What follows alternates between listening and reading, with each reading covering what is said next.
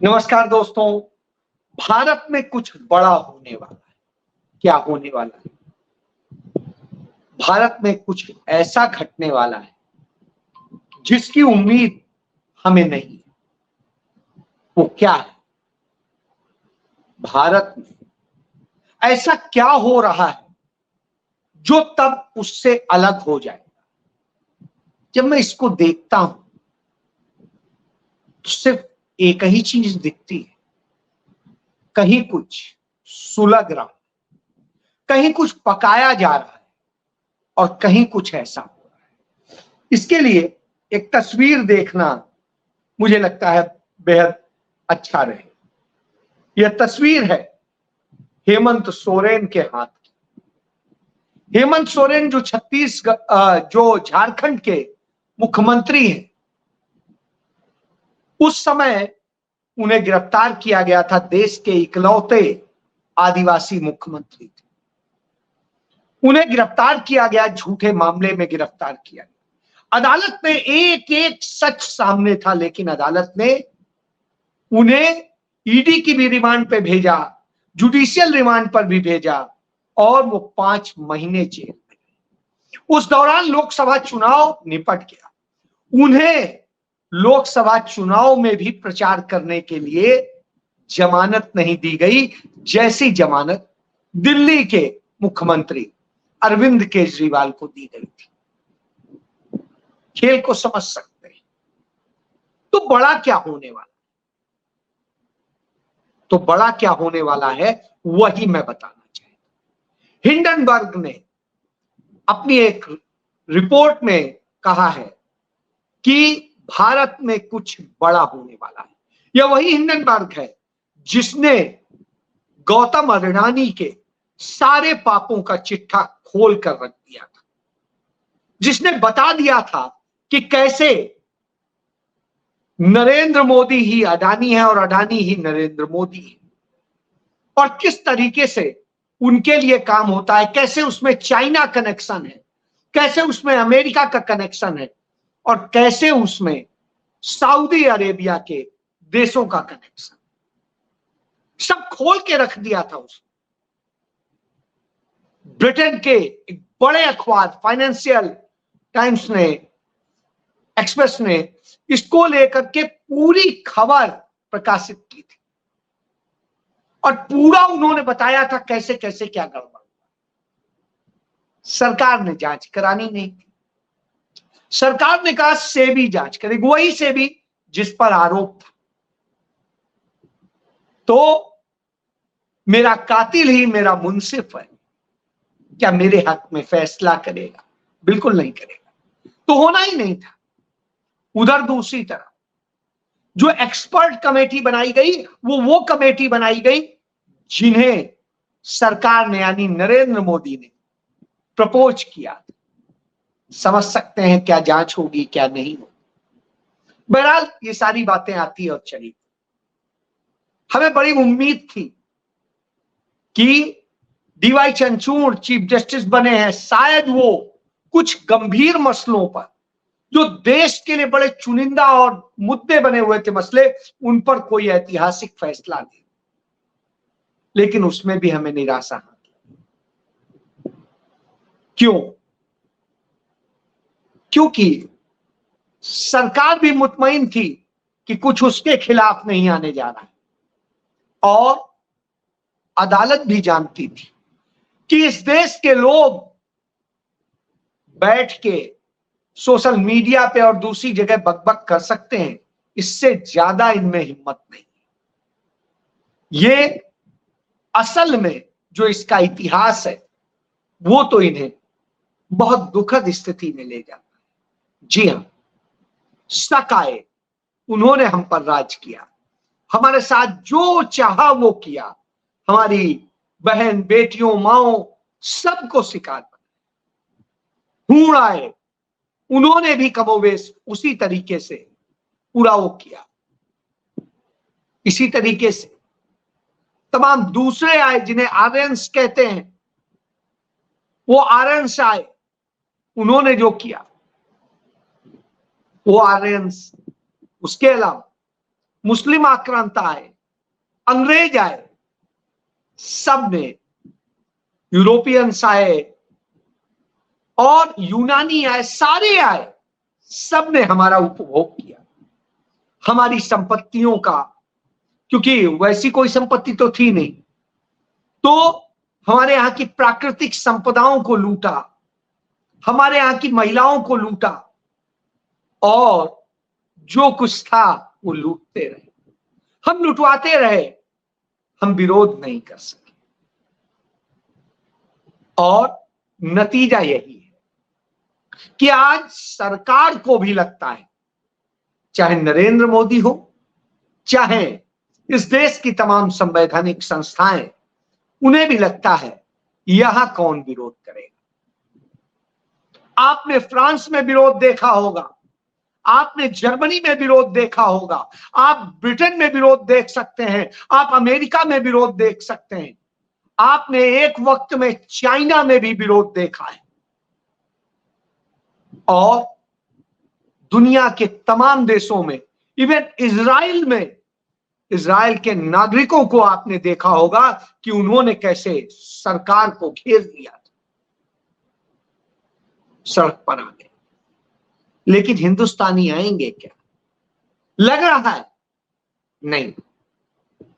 हमने देखा है, वो झूठ के साथ खड़े हो जाते हैं, वो उस नैरेटिव के साथ, सत्ता पोषित उसके साथ खड़े हो जाते हैं, जो कहीं ना कहीं से फंडेड, कहीं किसी एजेंडे के तहत होता है।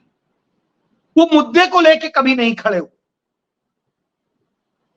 हमने चाहे सन 77 देखा, तब इस बात के लिए खड़े हुए थे कि चंद नेता शिकार बन रहे हैं, उन चंद नेताओं के लिए जनता को झोंक दिया गया, हालांकि बहुतायत में जनता नहीं थी। और इसी तरीके से हमने 2012 से 14 के बीच में देखा कि कुछ लोगों ने एक सुनियोजित षड्यंत्र रचा था और तत्कालीन सरकार को बदनाम करके जिस तरह का माहौल बनाया, उससे हर कोई फंस गया। हम आज देख रहे हैं बांग्लादेश में, वहां के लोगों ने वहां की प्रधानमंत्री को देश छोड़ के भागने के लिए मजबूर कर दिया। हमने यही चीज देखी श्रीलंका में, वहां के नागरिकों ने जनहित के मुद्दे में को लेकर के शोर किया और लड़ाई लड़ी, राष्ट्रपति को भागना पड़ा देश छोड़। आज बांग्लादेश में बांग्लादेश के चीफ जस्टिस को इस्तीफा दे के भागना पड़ा अपनी जान बचाने। 2 बजे तक का टाइम दिया था छात्रों ने, और वो उसके पहले ही भाग लिए। अब आप इससे समझ सकते क्या हिंदुस्तान में यह स्थिति है? नहीं है। तब फिर क्या बड़ा हो? तो बड़ा बताऊं, आज नरेंद्र मोदी वायनाड गए थे, जब सारी वहां तबाही हो चुकी, सारी व्यवस्थाएं जो की जानी थी वो की जा चुकी हैं, अस्पतालों में लोगों को रखा जा चुका है, बस अब सिर्फ आर्थिक सहायता देनी। तो आर्थिक सहायता देने के पहले वहां भ्रमण कर रहे हैं, पर्यटन कर रहे हैं, पहले हवाई और फिर उसके बाद एक अस्पताल में जाके कुछ लोगों से, बस काम खत्म। सेना और उनके पहरे में पब्लिक से मिलना नहीं, दर्द से बिलखते लोगों से मिलना। राहुल गांधी, प्रियंका गांधी तत्काल गए थे और वहां उन्होंने पूरे 3 दिन उन लोगों के साथ में पैदल चल के, कीचड़ में चल के और जगह चल के सारी चीजों को जांचा और लोगों से मिले थे, लोगों के दर्द को समझा था और कैसे समाधान हो उस पे काम करके आए। घर बनाने के लिए भी पैसा देने का करके आए, पूरी व्यवस्था करके। लेकिन नरेंद्र मोदी जाते हैं, पर्यटन करते हैं, चले आते। बहरा वो क्या देंगे? नहीं देंगे। लेकिन क्या आपको यह लगता है कि उनके मन में इसके लिए दर्द है कि इतने सैकड़ों लोग मर गए, 400 से अधिक लोग मर गए, करीब 500 के आसपास। हिमाचल में भी इसी तरह त्रासदी, वहां भी नहीं गए। वो नहीं गए उत्तराखंड, वो नहीं गए आसाम, वो देश के उन तमाम हिस्सों में नहीं गए जहां यह हालत हुई। वहां ही क्यों गए? क्योंकि वहां पर अभी लोकसभा चुनाव होना है। लोकसभा चुनाव कांग्रेस पार्टी की ओर से प्रियंका गांधी को लड़ना है, तो कैसे नैरेटिव बनाया जाए इसके लिए। बहरहाल वो सब होगा।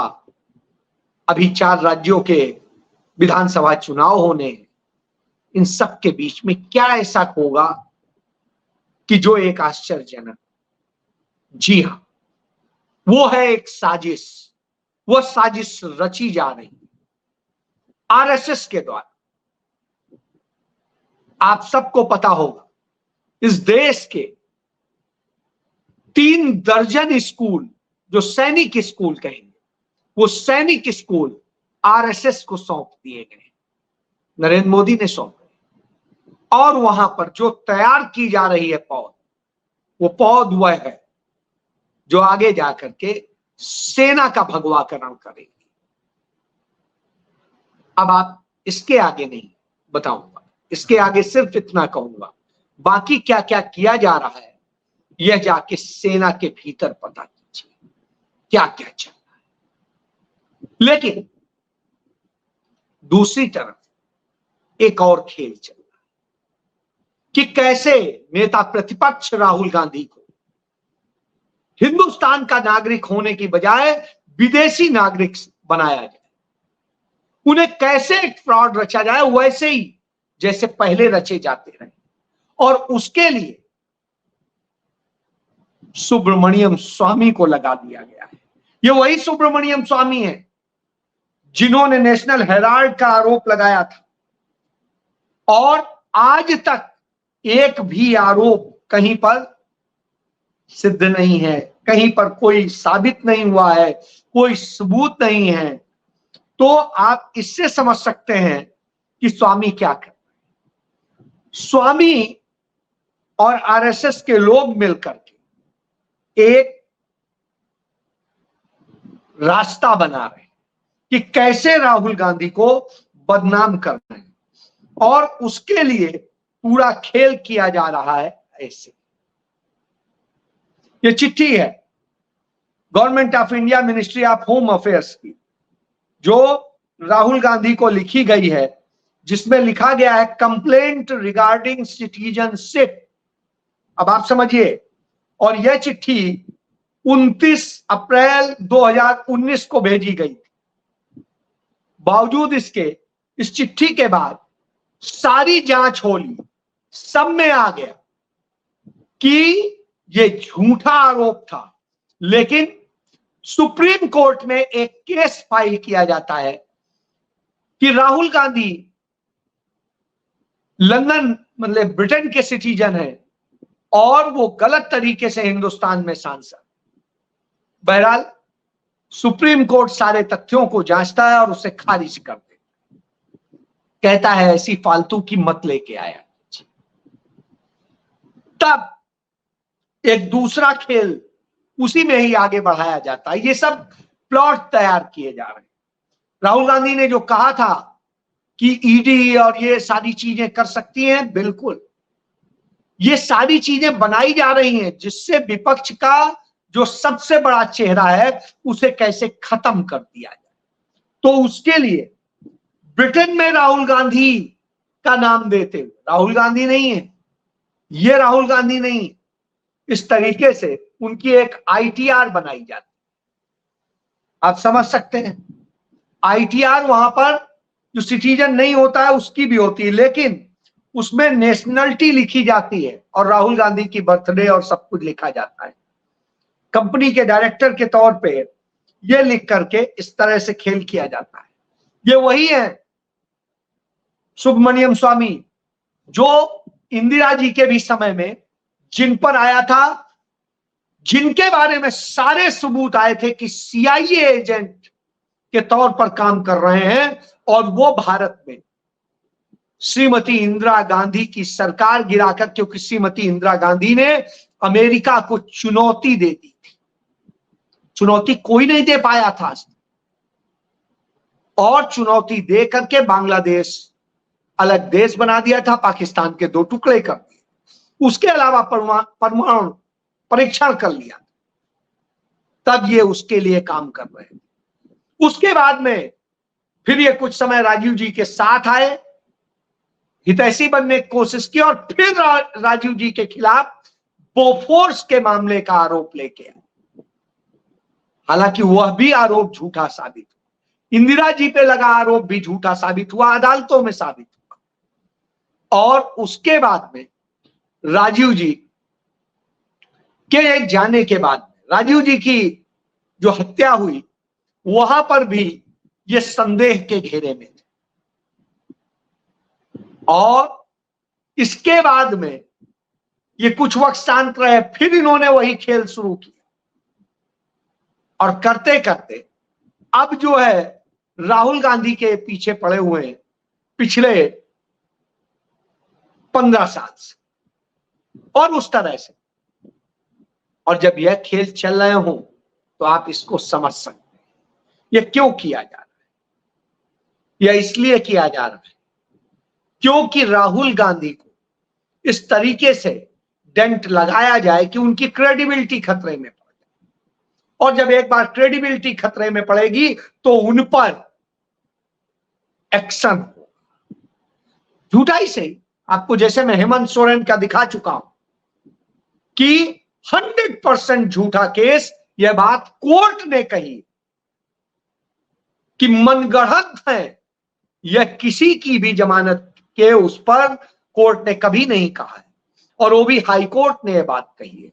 सुप्रीम कोर्ट ने भी मान लिया है कि हाई कोर्ट ने जो टिप्पणी की उस पर कुछ नहीं, क्योंकि याचिका जो दाखिल की गई थी ईडी द्वारा, उस पर उन्होंने कहा कि यदि हमने खोलना बोलना शुरू कर दिया तो आप नंगे हो जाएं।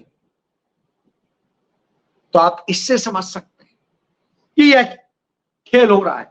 अभी सुप्रीम कोर्ट ने हाल ही के दिनों में अपने एक जजमेंट में इस बात को कहा है बड़ी साफ तरीके से कि ये आप देखिए कि ईडी के काम की अपनी गुणवत्ता सुधारे। ये सुप्रीम कोर्ट ने कहा है पिछले जो बुधवार था उसको कि धन शोधन मामलों की जांच में प्रवर्तन निदेशालय के कामकाज के तरीके पर सवाल उठना लाजमी है। कोर्ट ने कहा केंद्रीय जांच एजेंसी मुकदमों के अभियोजन की गुणवत्ता पर ध्यान देने की जरूरत है। यह गंभीर चिंता का विषय है कि 10 वर्षों में ईडी ने धन शोधन के अपराध में 5000 मामले दर्ज किए, जबकि सजा सिर्फ 4 में हो पाई, क्योंकि 5000 में से बाकी सारे मामले झूठे थे। तो इस दौर में जो लोग बेचारे गिरफ्तार किए गए, सालों साल जेल में रहे, बाहर हैं या जहां भी हैं, कितनी पीड़ा में, झूठे मुकदमे 5000 और 5000 से ज्यादा मुकदमे दर्ज किए, जिनमें सिर्फ 40 मुकदमों में सही पाए गए, बाकी सारे गलत पाए। तो एक नागरिकता का खेल का मुकदमा, एक ईडी का मुकदमा, एक सीबीआई के जरिए पूरी कॉन्स्पिरेसी का मुकदमा, और फिर नेशनल हेराल्ड समेत तमाम वो मुकदमे जिनमें मानहानि के मुकदमे दर्ज करवा रखे हैं भारतीय जनता पार्टी के लोगों ने, आरएसएस के लोग, इसके अलावा और कोई नहीं। और इस खेल को पूरा घुमा के देखिए, सारी चीज सामने आएगी। और यह होगा तो कांग्रेस और उसके लोग जब विरोध करेंगे तो उस स्थिति में इस देश में वह शासन स्थापित कर दिया जाएगा कि विपक्ष खत्म हो जाए या गुलाम बन के रहे, उसकी तैयारी और उस दिशा में सरकार काम करे।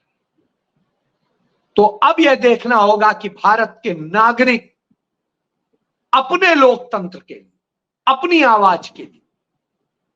क्या बांग्लादेश के नागरिकों की तरह, श्रीलंका के नागरिकों की तरह, इजराइल के नागरिकों की तरह, या ब्रिटेन और दूसरे देशों के, तमाम सारे देशों के, अमेरिका के नागरिकों की तरह आवाज बनेंगे, या वही गुलामी, कोई सरकार आए क्या होता है,